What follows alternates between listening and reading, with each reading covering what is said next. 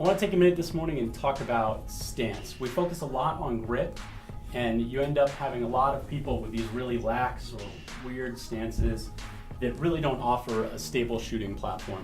So there are a lot of ways to stand. There are a lot of different stances out there. I'm just going to real quick go over the basic overview of what I like to do and what I like to teach people. It's kind of difficult doing it on camera rather than having you here where I can actually position you and tell you squeeze this muscle, do this, don't be so tense here.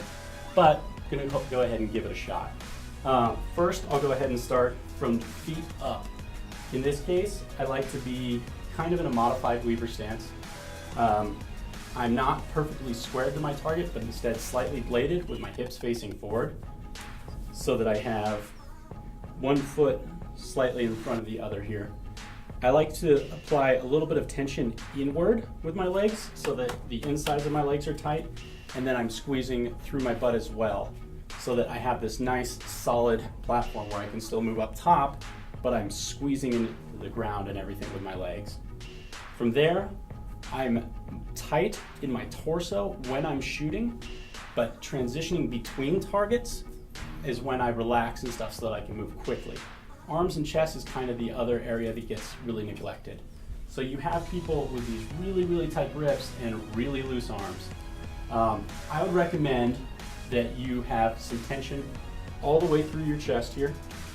And what that looks like is if you look at me relaxed here versus that, you can see tension coming across my chest, my elbows coming in and down a little bit when I squeeze. And what I'm doing there is I'm squeezing tension between my arms coming in and then around my chest here. And the easiest way to kind of get that or to feel that is to put your hands together and then push your hands together. And you'll get that kind of pressure there. And that's what you're doing on the gun. Aside from that, you're applying a little bit of pressure forward and a little bit of pressure backwards. Not much, but a slight bit. So this gives you a really, really stable shooting platform versus shooting like this. You can see even just, if I get loose here, shooting like this or lean back and death gripping the gun, I mean, your grip doesn't matter at this point. You're gonna have a lot more impact there than if you're like this and you have all this force and tension forward against the gun where you can manage that recoil a lot better.